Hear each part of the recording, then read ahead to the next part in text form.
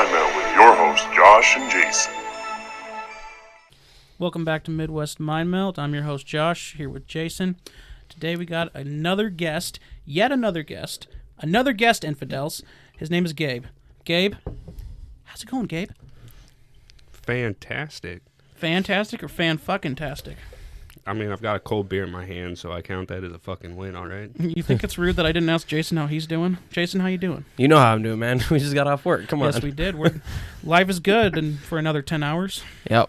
And then we're back to the sweat fest. So there's not a guy out there that I know that is not more single than Gabe right now.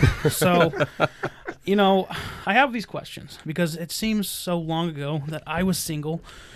So it's like, I kind of want to talk about some things that single guys face that nobody seems to talk about. You know, I hear all these things about single women. You know, I've even read blogs because I'm a weird fucking internet surfer. That's kind of like creepy, that. actually. It is, but you know, it's better than looking up child porn, some would say. I mean, wait. What? You can read? I did work for the state for almost 5 years, so it's hard to believe, but yes, I can read. So anyway, maybe you can give us a little insight on some things that single guys face that really nobody seems to be talking about. Well, I mean, personally... How long have you been a loser? I mean, single for? Hold on. Somebody give me a calendar. Look at December of 1996, all right? 1996. Huh? Jeez, I was only 5 years old at that point. My God, I was already riding a bike. But I started dating somebody shortly before I started working for the department. And then about a year and a half later, things ended. Since then, I've been more or less single. All right. But I think an issue, like at least I face personally, my two biggest problems are the shift that I work and my job. Yeah. Yep. It's hard to meet women when you work, like especially the night shift. Yeah, like we do, And I have terrible days off. Yeah, it's Well, during the week. That's the worst because nobody's out Tuesday nights, or Monday nights. Nobody's out, during the week. And I definitely feel you on that one, man. So do you think like work gets in the way for a lot of people dating these days? I think to an extent it does. Right. I mean, obviously there's probably a laundry list of fucking problems that people have. But I think people who are out there working and grinding every day, they probably have some type of obstacle. You know, most people don't work a 9 to 5. No, they don't. If you work corrections, you're not going to work. Or if you're a 9 to first 5. responder of any kind, right? Or Yeah. if you work in the EMT, medical field, you're not going to be working, normal hours. Yeah. And even the job that we work now, it's not easy to meet somebody. No, it's really not. Yeah, I would say I agree with. I would agree with you, Gabe. I think like shift time of day is huge in that aspect of, because especially if you're working 12-hour days too. Not only that, like you get off work, by the time you get home, last thing you want to do is get ready and go out. Like you need to wind down, but.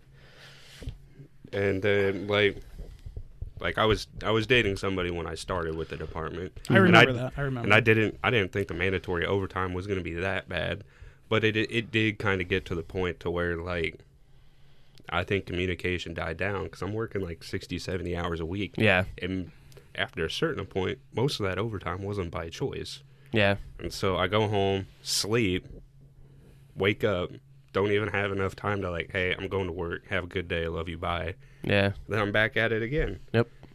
So were you living with this girl that you were dating? I assume it was a girl, right? I mean, I don't know with you. Yes, she was a girl, but no, she was going to college out of state. Okay. So you didn't have to. So you didn't get to see her every day, which is already an obstacle in itself. And if your shift didn't line up with her school schedule, I mean, realistically, you're not going to call somebody at 3 o'clock in the morning if they have to be up at 7 for class. Exactly, and shortly after I got with the NSP, my days off were Wednesday, Thursday. Well, Thursday was her Friday. But at first, that wasn't necessarily an issue. But as she got into more extracurricular activities, which, considering what her major was, I didn't hold that against her. I wasn't going to be that dude that's like, hey, you can't do this. Yeah. So that just makes me a piece of shit. Yep. But she started getting into extracurriculars, and she'd be busy her entire weekend. Well, my Sunday is her Friday. We don't get a chance to talk. And I'm usually working my Monday, Tuesday, Wednesday for overtime. Yeah. Does not help the situation. No, not at all. Right. And how long were you guys dating? Because I assume you didn't meet her while she was going to college out of state. I mean, you guys she was in your town and you guys started dating and then she went to college? I did community theater for a little bit, and we met through that. Well, that's awesome. And we became pretty good friends, and then she went to college, and then she came back over winter break, and then we started dating. So really, I mean, not too long you guys were hanging out and stuff, and then she left for college? Yep. So how often were you seeing her then? I mean, did you guys have like a Skype time, or did you go up and visit her, or did she come down to visit? You know. Are you talking like after she left for? Yeah, after she left. She had a little bit longer breaks for summer and winter. Like first year, because of the hurricanes down south, she didn't get to leave when she was supposed to. But her sophomore year of college, she actually came back the week of Thanksgiving and didn't have to go back till January. Okay. And then that time you guys would hang out. But between that time, did you guys usually call each other? Yeah, we called FaceTime. But again, after she started getting busier and I was working more overtime, I think things just fell by the wayside. Yeah, Right. and that happens. You kind of get caught up in other things. And Honestly, I couldn't do a long distance. I never have, and I don't plan on ever doing one. I've kind of been taken and poached. You can see my shackle. So I don't have to deal with that anymore. Ye old ball and chain. And I don't think, and it sounds like you weren't a big fan of a long distance relationship. And I don't think most people are. No, it's tough. I did 2 of them. I gave it a shot because, everybody talks about, oh, hey, long-distance relationships don't work out. But the thing about long-distance relationships is, sometimes it's a flip of the coin, but it also takes effort and communication and, trying to make it work. Yep. So... Well, and also with a long distance, you would think, at least I would think, that there'd be like an end goal to it. Eventually, she's going to come back or I'm going to go to her. Exactly. Something, and then we're going to not have to do this anymore. Usually there is some type of, exit to that status and relationship. Yep. But, so it sounds like this relationship ended pretty naturally. I mean, there were a couple of other things that were going on in her life. No need to go into detail about that, but I don't hold it against her for it. Yeah. Because, at the end of the day, the day you have to force somebody to love you or force somebody to stay with you to try and make it work, you no longer truly care about that Are you saying violence doesn't make your spouse love you? I mean, just using these? Come on now. Remember. Why do so many people do it then? Open hand. That's right. No, it's the thumb rule. Open hand and don't leave marks. That's right. As long as there's no physical evidence. It's okay, listeners. You can report me. I mean, hey, if you got to roll a quarter, fucking make it hail, bitches. But you're absolutely right. Any time that you are spending a lot of time trying to think of ways how to make your significant other love you, at that point, it's probably time to start exiting. Yeah, let's talk a different aspect of dating now. All right. Because dating's changed a lot. Let's talk about technology and how that's actually made dating worse and harder. What do you mean? So, think about you guys ever watched the show Catfish on MTV? Absolutely. So, obviously that's a real thing. So it's so for one, because technology is so easily manipulated and used, it's so people are so on guard now that you can't do the typical thing where you used to do back when I was working 50, 60 hours a week and I was on doing the online dating thing. You could actually talk to somebody on Match or eHarmony and actually set up a day to go actually get together. Because I had that happen a couple times. But nowadays, man, it takes 2 months of just talking and texting before they'll even agree to see you. And unfortunately, it's that technology, people doing things like catfishing people or, whatever. I'll do you one better. It's not just catfishing that makes online dating or dating in general harder. Look what happened to Sydney Loof. Yep. Exactly. And and on top of that, there's so many profiles. It's like, how are some of these people getting on here? Because you'll read through bios and you'll be like, oh, hey, it'll say the age is 23. Oh, hey, I'm 16, about to turn 17 next month. It's like, yep. What? Yeah. My real age is this much. Or you'll see multiple profiles with the same Snapchat. And like, oh, add me on Snapchat. And then you add them on Snapchat and it's like their premium Snapchat. And it's kind of getting to that point now where like, and me and Josh talked about this in our most recent episode. Actually, a bunch of us talked about it, about the decrease in like conversation between people, like being able to go to a coffee shop, see somebody reading a newspaper or reading an article or working on a project and saying hi, and just that human interaction. Like, we're losing that. And unfortunately, Josh talks about it a lot, about hiding behind that screen and being that big guy on the internet. Well, we do it in the dating side, on the dating side too, And I think that technology is really kind of taken those old values that we created as a country, back in the 50s, back in the, the 20s even. It's taken all that away, and the expectations for what dating is now is completely just not right. And it's also taken away from the personal interactions. And I mean, some people I do know quite a few people that it's not because they don't want to have that personal interaction. Some people are just scared, or when it comes to sharing important information or like breaking up through text or a phone call. Depending on the person, I might take it a little easier than some. Yeah. But there's some people that do it because they're just a fucking coward. Yeah, exactly. And like, fuck you. But then there are some people that, due to their life experiences or the way they, on a fundamental level, handle emotional situations. Yeah. That's the safest way for them to do it. Yeah. And for those people, I see both sides. It's like, well, you're not going to be able to maybe work on that without doing it. But at the same time, if that is actually an issue for you when you're dealing with personal or emotional situations, don't force yourself to be uncomfortable. Yep. And usually the people that have issues with that, they're not just like, oh, hey, we're over, and then they give an explanation. Yeah. So. Yeah. Now, it's really interesting. When you look at dating's actually pretty new to human beings, because for the longest time, pretty much across any culture, it was very organized. I mean, it was very, you were pretty much part of like an arranged marriage, or you lived in a small village, tribe, whatever, small city, and you... Roll Tide. Pretty much. Pretty much if your family didn't approve of this individual or their family, it was game over. Didn't work. They weren't even an option. Nowadays, I mean, not only with technology, but even before technology was a thing, you're now telling people, okay, you need to go out and try and find somebody that you could live with, marry, create kids with.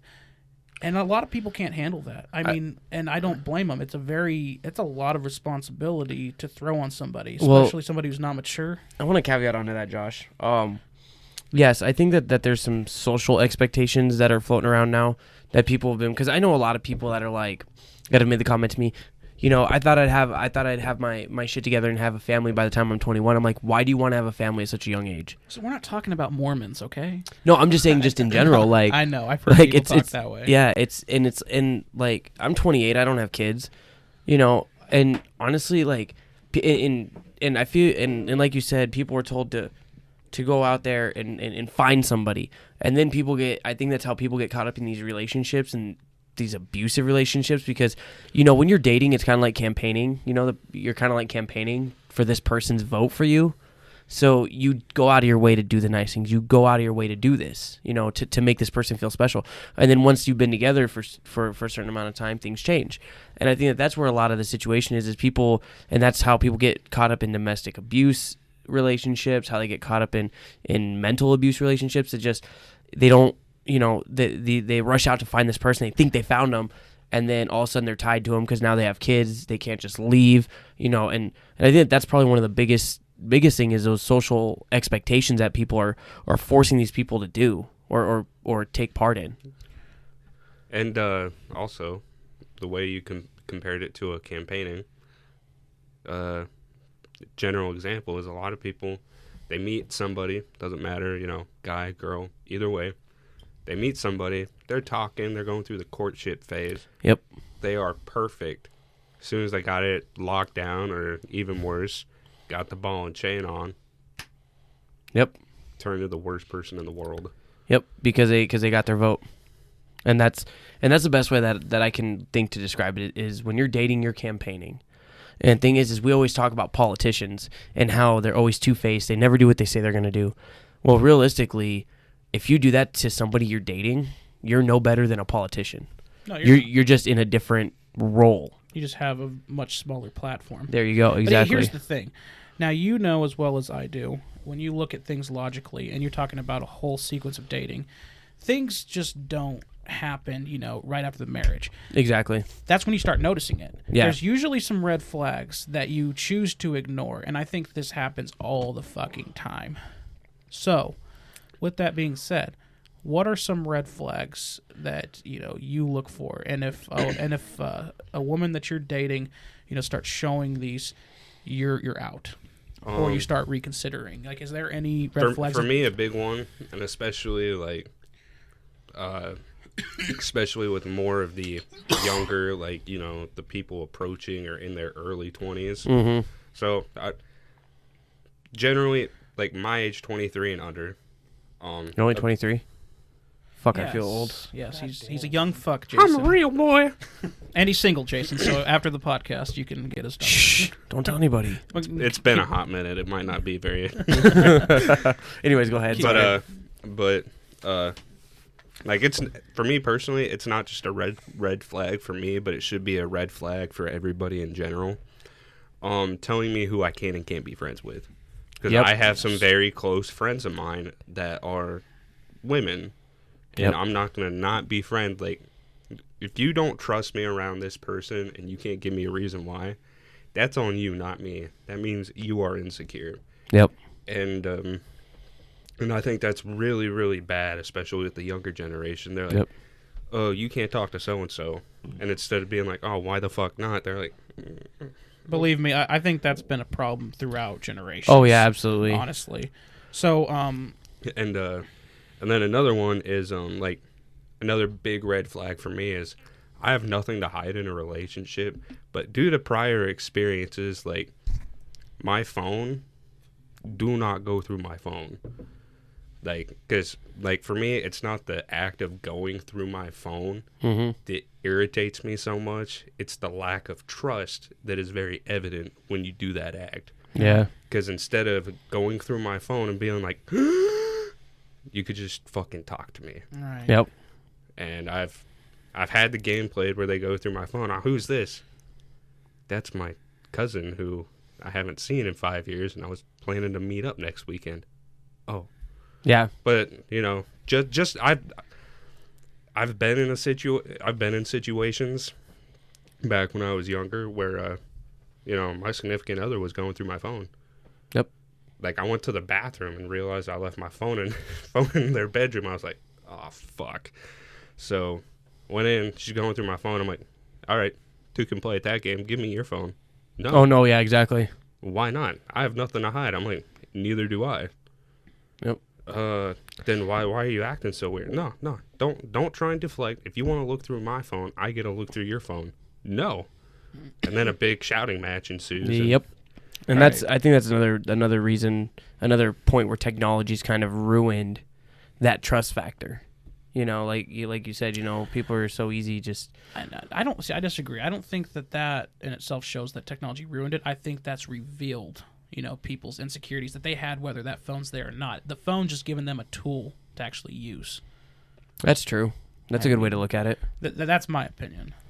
And to go into another issue, for me, a big red flag and something I will not, if it ever happens, I'm pretty much going to be like, all right, give me a chance. I'll give you a chance to explain why. After that, I'll think about it a little bit, the silent treatment. Because if you're still giving somebody the silent treatment, and me personally, unless it's something about something super fucking serious, or like, you know, you prior to the silent treatment, you're like, hey, I need some time, give me a few hours, or hey, we'll talk about this when we get back from work. Don't blow up my phone.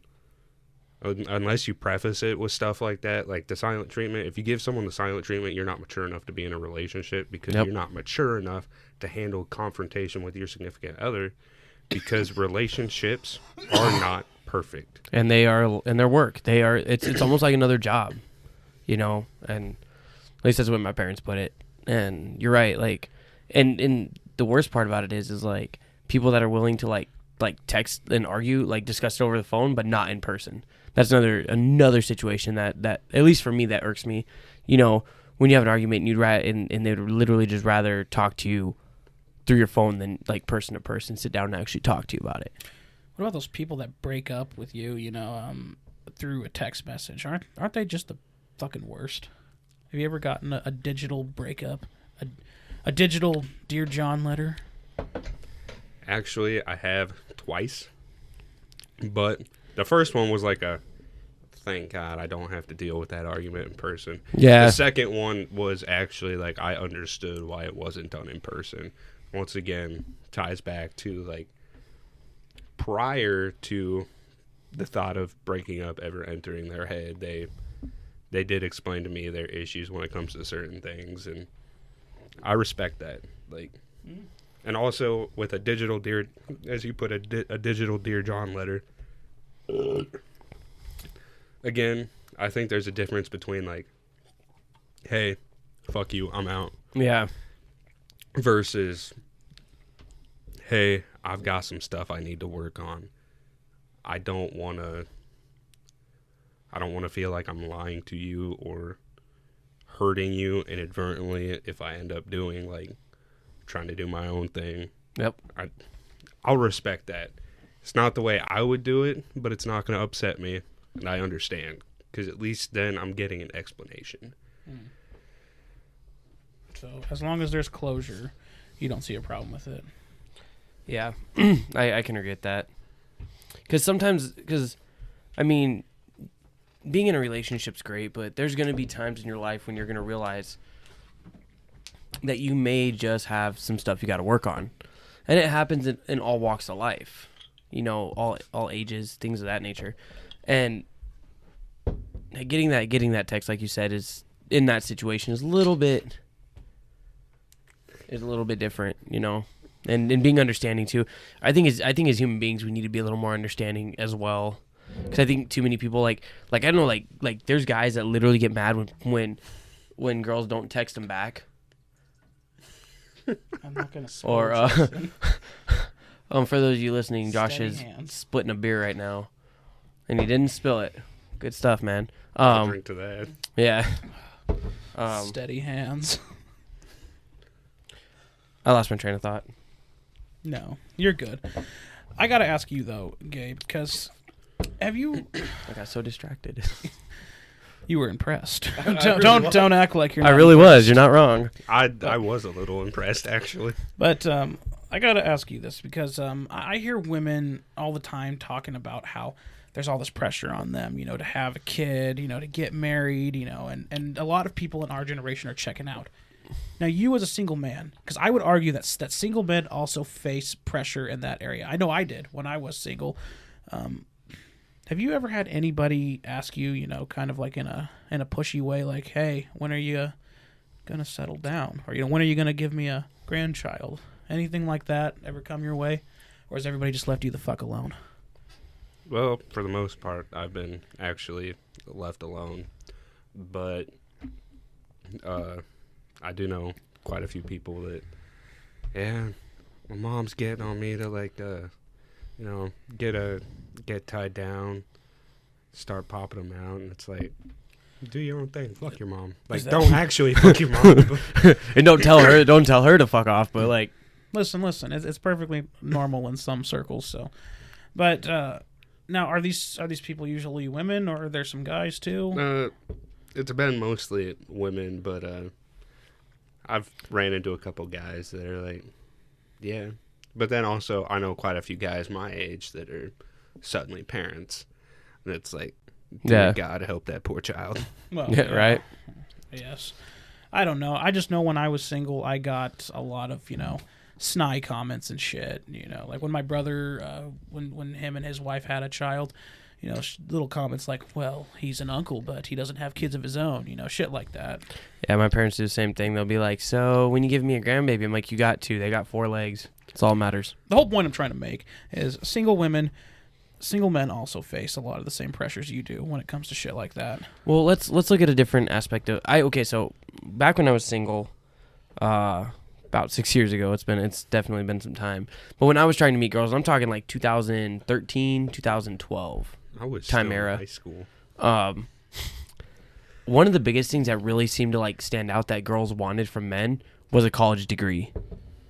And it seemed like any girl that I ever talked to, like, oh, are you going to school? And I'm like, no. And they're like, oh, well, that's too bad. And then like they would literally just not talk to me anymore.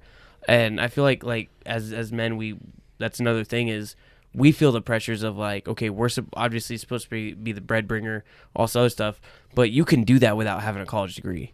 And so and there's so much pressure nowadays, and it's not just from females, but and going to another direction here real quick, but there's so much pressure from society that if you don't have a college degree, you ain't worth shit.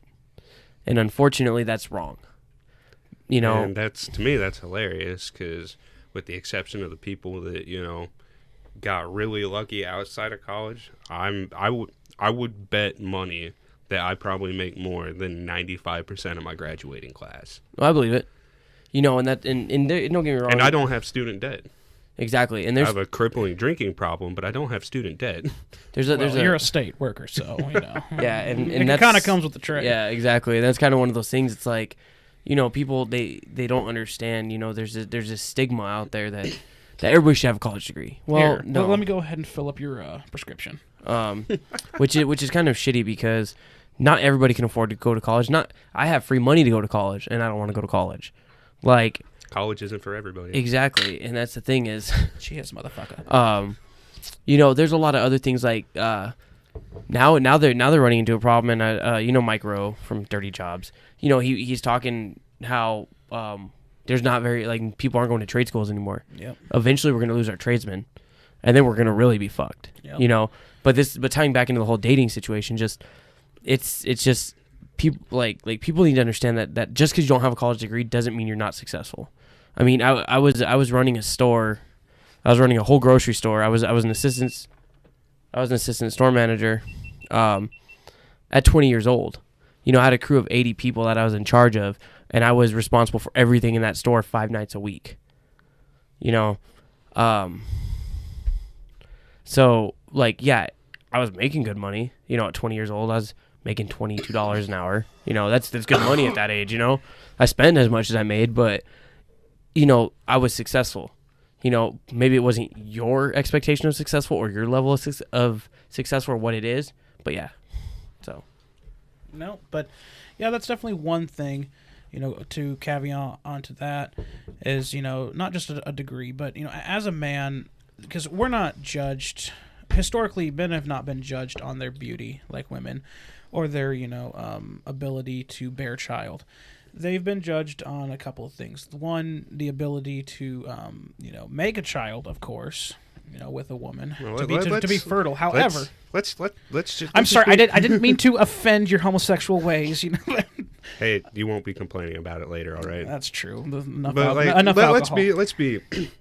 Let's be real here. It's not like, even in this day and age, it's not a matter of like, are you able to have a family, yada yada. No, it's what do you bring to the table. Well, exactly, and that's what I was going to say. As a man, you've always kind of been judged, based on what your worth is, and your worth has pretty much been your occupation. You know, Exactly. So it's not just about how much money you're bringing in, but how much are you contributing? How useful are you? What kind of skills? You just like Napoleon Dynamite said. Girls only want guys with good skills. And it's true, and there's some truth to that. I've seen it around quite a bit over the last few years circulating the internet, but I kind of understand what it means now. But the phrase "men do not get unconditional love." They only get loved as long as they bring something to the table. Yeah. Women get unconditional love. Children get unconditional love. Yep. Dogs, cats, pets, they get unconditional love. A man, in the majority of relationships, a man only gets the love that he gets while he brings something to the table. Yeah. Now, I used to definitely think that, for sure, because it seems that way. However, I don't think anything really gets unconditional love. I think certain people do, whether you're a man or a woman. But there's a lot of women. When women start to feel invisible when they start to lose their looks. And this is women, who are middle-aged or older. And this is getting past the whole cougar and puma stage. But women who are no longer feel that they're no longer sexually attractive, they start losing. They start feeling invisible. Because I've read a lot of shit online of blogs of these certain individuals. Because I'm a weird motherfucker. The comments on Pornhub don't count. Are you sure? So, and I kind of understand what you're saying there, Josh. I mean, it's very easily understandable. Well, how do you explain inmates? Some inmates get, if you ever seen Visiting, some inmates get a lot of good-looking women that come see them. Yeah, there's some. Yeah. I'm not talking about the trailer park women, I'm talking about, some of these women are actually good looking and look like they're decent human beings, whether they are or not. I don't know what it is, but you ever seen some of the most beautiful women are attracted to the most felonious guys? And I guess I want to ask you, because I'm sure that you have probably looked at that and said, why? What the fuck? Why do you think that is? In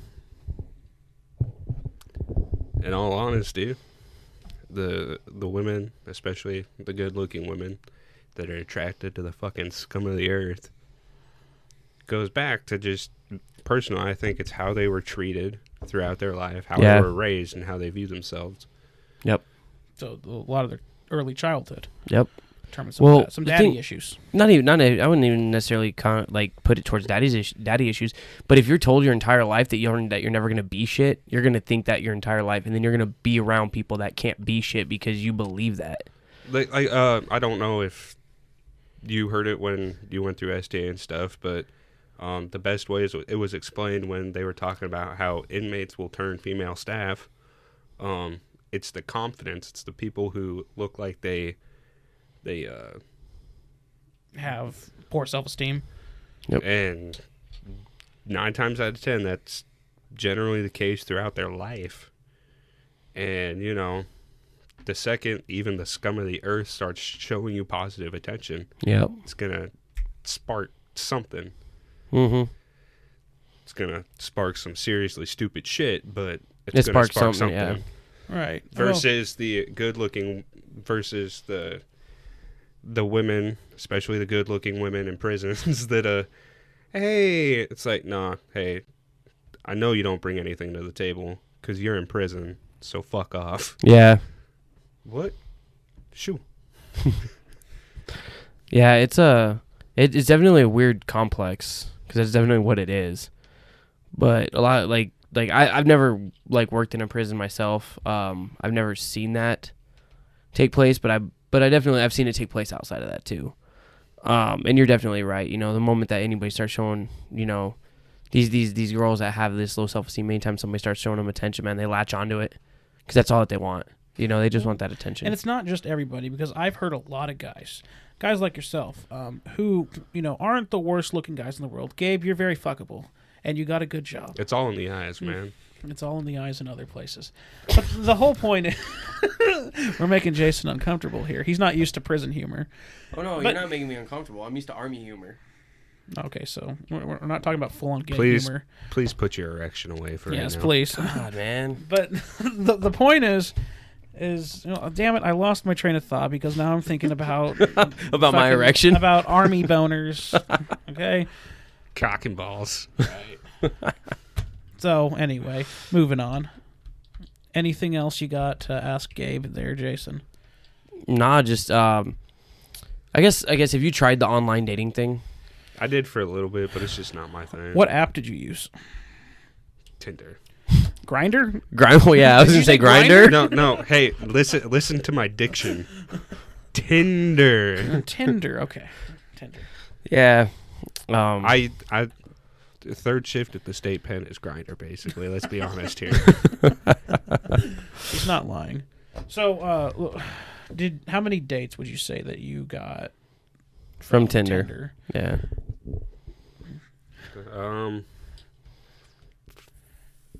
4. Were they 4 good experiences, or were they 2 really bad experiences and 2 okay ones? Well, I had 4 actual dates. How many dick Tinder. pics did you send? 0. 0. Okay. How many did you get? Well, it's just there was this gal named Randy with an I, but it was actually Randy with an I. Just one? Those are rookie numbers. You need to pump those numbers up. Hey, I'm not going to talk about the shit you sent me, all right? That doesn't count. Damn it. That was in person, so it definitely doesn't count. No, so just 4 dates, huh? Same gal, too, so.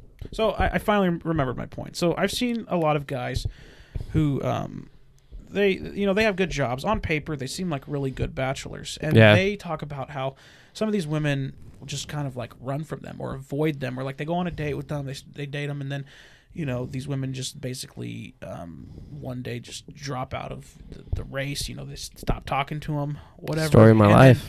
And then the next thing they know, they're dating some fucking loser. Like some dude who's obviously just looks like a loser. He is a loser. He's just a piece of shit, treats him like shit.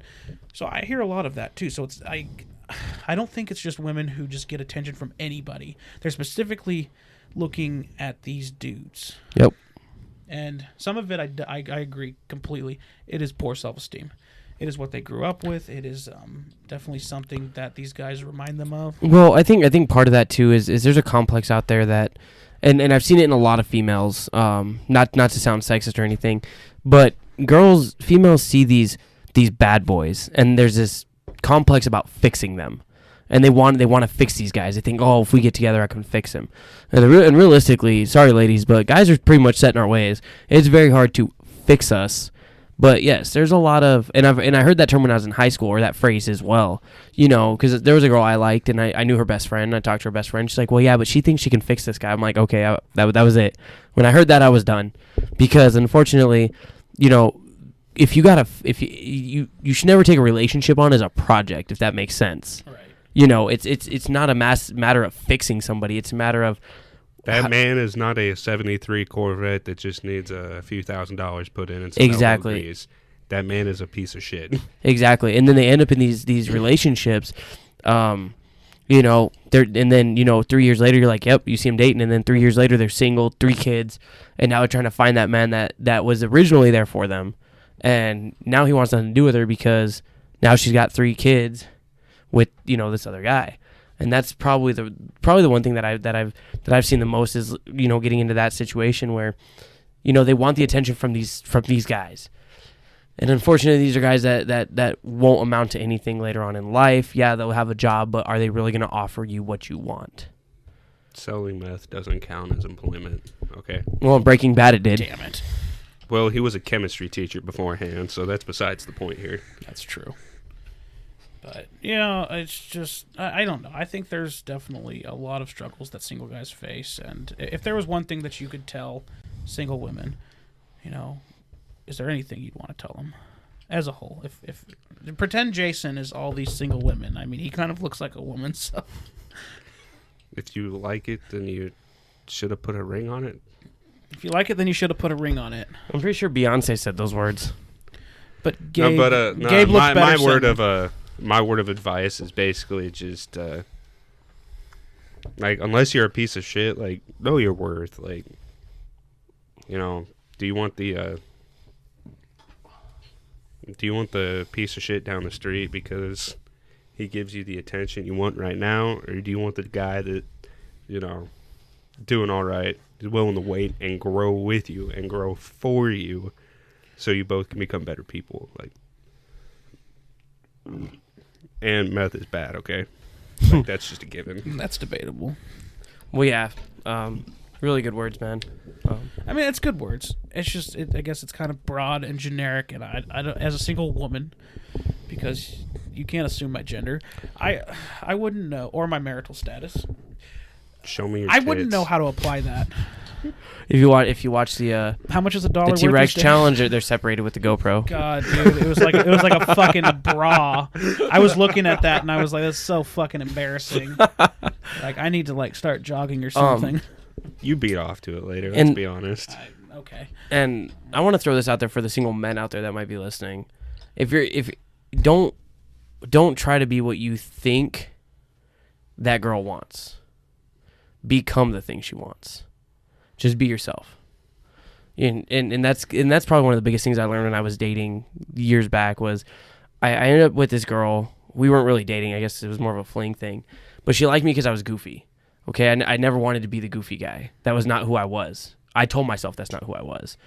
Now, apparently after we got together, I changed, because I wasn't a goofy guy anymore. I wanted to be the serious guy, this and that. And at the end of the day, a couple years after, we separated or split up or broke up, whatever the fuck you want to call it, that was the biggest reason that she lost interest, was because I wasn't who I was when she fell for me. And that's the biggest thing I can tell you guys is, if you're goofy and you dance in public to stupid songs, like, I don't know, I'm at work and I dance, fuck, dude, I break it down to Disney music, because that's who I am. As a person, that's who I am, We were dancing to Rough Riders one time. Yeah, I was. It's Full on fucking DMX dance. It was amazing. So it's all about just being yourself. Express yourself in any way, shape, or form you want. Like, I'm the biggest Batman nerd probably I've ever met in my life. Oh no, Brett's the biggest Batman nerd, just so you know. Yep. But I mean, don't be afraid to own that. Yes, I love board games. That's a really nerdy fucking thing. Confidence in your own skin will attract the person who is attracted to you, not yes, what you appear to be. Exactly. And that's for all those guys out there struggling. That's the biggest thing I can tell you. Be comfortable with who you are. Yeah. My advice to the single ladies out there is, one red flag that I hear a lot and one to look out for is if a guy tells you that he promises that he'll never hurt you or your feelings. That's bullshit. Yeah, run like hell. Because even my wife, when we were dating, I was honest. I told her, I'm a dickhead. I'm an asshole. And, he's not wrong. And you could even ask her. I said this. And there might be times where I say some really fucked up shit. And it's just who I am. And I'm not saying it's okay by any stretch, but it happens. Yep. But if you stick with me, you're still a piece of shit. I'm still a piece of shit, but you won't regret it. Like, I'll be the piece of shit in the photo that'll make you look better. Shit like that. That's what I'm good for. And you know what? So far, so good. Yep. You just got to be out there, do your thing, and the biggest thing in any relationship for single men, single ladies out there, be honest. Yes. Just be honest. My advice for the single men: quit watching porn. Quit sending unsolicited dick pics, dude. Yeah. Yes. That is not cool. That's At least really- ask before you send Nobody them. Jesus Christ. Nobody wants to see her little shit, all right? Don't fucking send it because she shows her friends. I learned Yeah, this, and they laugh about I learned it. this the hard way. And then they go and show the police, and then they start saying shit like, I'm underage, and then you got a court case. Then all of a I sudden don't you're like not that allowed shit, within okay? 1,000 feet of a Chuck E. Cheese. Right? Yeah, like, and come on. I love Chuck E. Cheese. They got the best beer. So it's like, I don't want to. So I don't want to deal with that. So don't do that. I would say that's probably one of the biggest things I hear from females. Just randomly receiving unsolicited dick pics. Like, bro, if it's not asked for, don't show it. Don't just send a girl a dick pic because you think it's what she wants. Chat roulette was ruined because guys were just masturbating on the screen. Okay? So don't show your dick. Don't masturbate on screen. It doesn't matter if you got the 2-inch punish or your backpack and fucking pipe in your pants, at least ask first. Like, Yeah, come you have on. some decency, man. But Like, even then, just don't do it. Like, come on, be a classy broad. Don't show your dick on Yeah. the screen. yeah. Show it in person. Or at least hide your face. Unless you're Like, getting paid for it, there's no excuse. You're 100% correct, Josh. Absolutely, man. Exactly. But that's probably the biggest. Talking about red flags, that's probably one of the biggest ones. That obviously it's a red flag, but that's probably the biggest complaint I get from females. I was working with this girl at Walmart, man. She was there on educational leave. She was coming back from college. She literally showed me the list of guys that she's blocked on Snapchat for sending. Jesus. I was like, there was probably 100 dudes on there. I was like, holy fuck. She's like, yep. They just randomly send them to me, so I just block them. I was like, I believe it. but honestly, that's the society that we've grown up, that this generation's growing up in. That is okay to send. And the problem is they're doing it at a really young age too. It's starting really young, and that's probably where this comes in. Is like by the time they're 20 years old, they're like, fuck, dude, I don't care. Yep. And unfortunately and stop. Here's another thing, bro. If you're gonna send an unsolicited dick pic, don't expect a nude in return. Especially if she's underage. That's just asking for a charge. Yes. Dumbass. But don't throw something out there expecting to receive something back for it, because trust me, if she didn't ask for it, you ain't getting nothing back. That's how it's gonna work. And if she does send something back, this is probably a woman you don't want to be getting in a serious relationship with. It's probably a tranny, bro. All right, talking to a dude. Hey, some guys like that, okay? I thought your name was Randy with an I. Oh, she had an eye, all right. A one-eyed snake. Yogurt slinger.